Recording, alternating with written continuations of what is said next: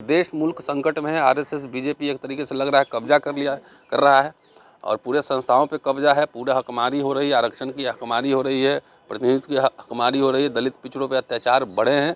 हाँ, सिंबॉलिज्म करने में बीजेपी बहुत माहिर है। एक को बना दिया, मतलब कि एक राष्ट्रपति बना देंगे, एक ये मंत्री बना देंगे, लेकिन तुम लोग अधिकार छीन लेंगे। कर्पूरी जी को भारत रत्न देना, अति पिछड़ा की आबादी 36% है, भारत रत्न तो दे दिए, लेकिन समुदाय के क्या हाल है इस पे चर्चा नहीं करेंगे। जाति जनगणना आप नहीं कराएंगे, केंद्र नहीं कराएगा। तो ये बीजेपी का डेस्परेशन है कि किसी भी तरीके से बिहार को कंट्रोल करो। तो बीजेपी कितना डेस्परेट है सीएम बनाने के लिए, इससे ये स्पष्ट होता है। देखिए, जब सिकंदर नहीं समझ पाया बिहार को, तो आरएसएस बीजेपी क्या समझ पाया। तो तेजस्वी यादव को पूरी टीम के साथ अपना एक टीम तैयार करें, पॉलिटिकल लोगों का, है ना, पॉलिटिकल लोगों का। पॉलिटिकल मतलब जिसकी आइडियोलॉजी स्ट्रांग हो, ये नहीं हो कि एमएलए एमपी के टिकट के लिए इधर से उधर भाग जाए।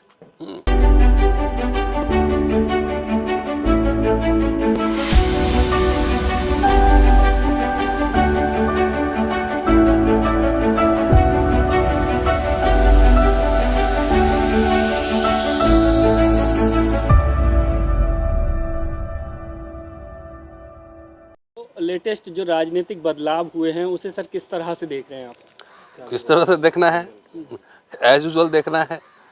बिहार स्टेट नहीं है जी। स्टेट ऑफ माइंड है। सिकंदर आया था तो वो भी नहीं समझ पाया था, वहाँ पहुँच भी नहीं पाया था। तो उसे एज यूजुअल हम लोग समझते हैं कि नीतीश जी तो बीजेपी के साथ पहले भी जा चुके हैं, तो इसमें कोई अचंभा की बात नहीं है। और एक बार जो बीजेपी के में चला गया या उनके टिकट पर सांसद एमएलए बन गया, तो उनका क्रेडेंशियल तो ऐसे भी डाउटफुल रहता है, वो कभी भी इधर से उधर पलटी मार सकते हैं। तो इसको हम लोग एज यूजुअल देख रहे हैं, मतलब इसमें कोई अचंभा नहीं है। अब अचंभा तो ये हो रहा है कि अब तो जिन संविधान खतरे में है तो बात हो रही है ना। अब तो राम राष्ट्र की घोषणा हो गई है, देव राष्ट्र की घोषणा हो गई है। तो जो लोग अपोजिशन में हैं, सेकुलर मोर्चा में हैं, उन लोग कैसी रणनीति बनाते हैं ये जानना बेहद ज़रूरी है। और हमारी तो पहले से भी राय है बिहार को लेकर, और तेजस्वी जी से हमारी मुलाकात भी हुई थी। तो हमने कहा था कि ये सीट का इक्वेशन छोड़ो, कि कब कौन किधर पलटी मार जाएगा इसका कोई ठीक नहीं है। पार्टी का पार्टी बिक रहा है, खरीदार है यहाँ पे।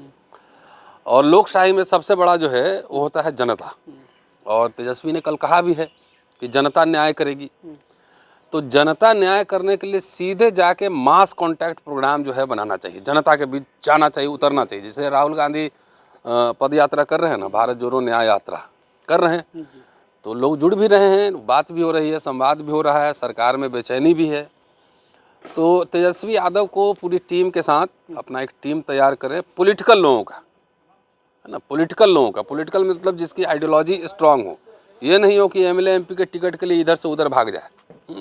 जिसके कल्चर में सेकुलरिज्म हो, जिसके कल्चर में सोशल जस्टिस हो, वैसे लोगों का टीम तैयार करें और सीधा मासेज में जाएं, लोगों के बीच जाएं, लोगों से बातचीत करें, लोगों मास मोबिलाइजेशन करें। इंडिया अलायंस का सूत्रधार माने जा रहे थे नीतीश कुमार, क्या लग रहा है, क्या मजबूरी रही होगी इनकी कि उधर बीजेपी में चले गए? सीएम तो वो यहाँ पर भी थे।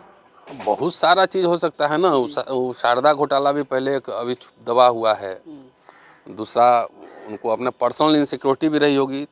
तीसरा, हमने सुना है कि नीतीश जी बीमार हैं, तो नीतीश जी को पीछे से कुछ लोग कंट्रोल भी कर रहे हैं। जेडीयू के अंदर जो है ना, दो धाराएं हैं। एक दबे जवान ये भी कह रहा है कि भाई आरजेडी के साथ अलायंस में रहना चाहिए, और एक जो है सेगमेंट वो जो है बीजेपी के साथ जाने के लिए तैयार है। और हमें ये अनुमान लगा है, पता लगा है कि लोकसभा चुनाव तक वो मुख्यमंत्री रहेंगे, और उसके बाद सेंटर में उनकी जिम्मेदारी होगी अगर एनडीए जीतती है।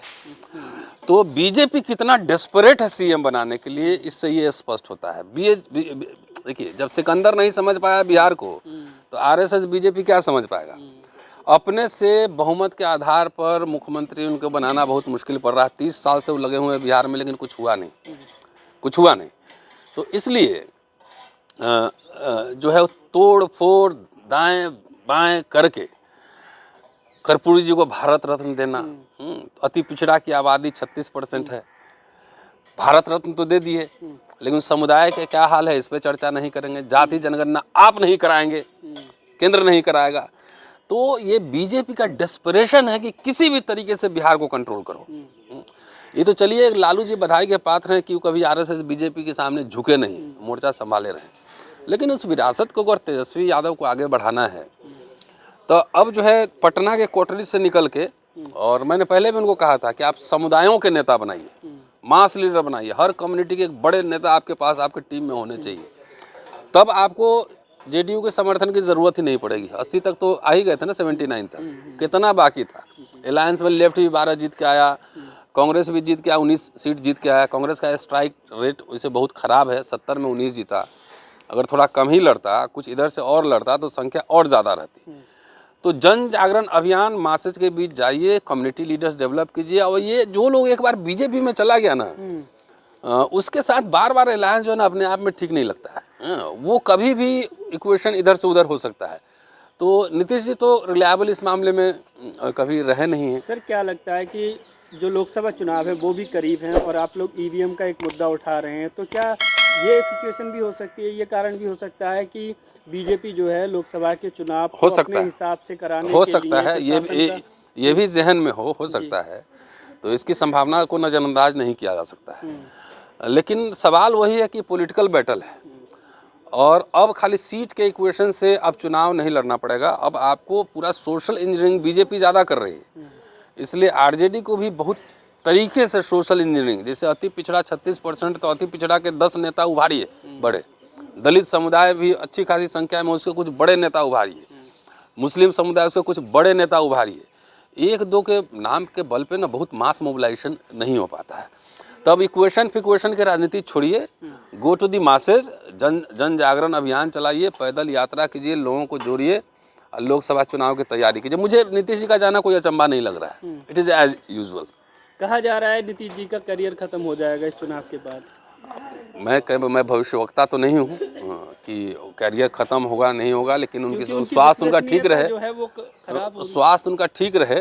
नीतीश जी का अपना एक वोट बेस तो है ही ना, तो उनका स्वास्थ्य ठीक रहे यही कामना करते हैं। लेकिन देश मुल्क संकट में है, आरएसएस बीजेपी एक तरीके से लग रहा है कब्जा कर रहा है और पूरे संस्थाओं पे कब्जा है, पूरा हकमारी हो रही है, आरक्षण की हकमारी हो रही है, प्रतिनिधित्व की हकमारी हो रही है, दलित पिछड़ों पे अत्याचार बढ़े हैं।